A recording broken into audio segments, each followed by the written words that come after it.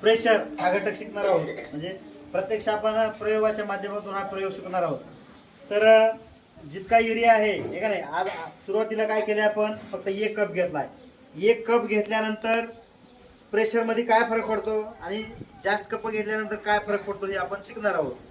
तर काय नाव तुम्हाला, श्रद्धा काय करणार आहे, हा प्रयोगामध्ये सहभाग घेणार आहे. चला या वळ्या आम्ही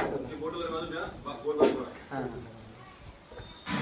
हा खाली पाय हा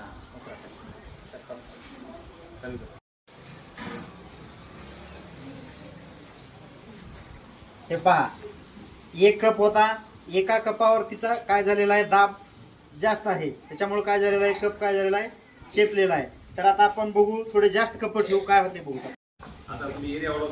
आता आपण काय करत आहोत, युरिया वाढवत आहोत.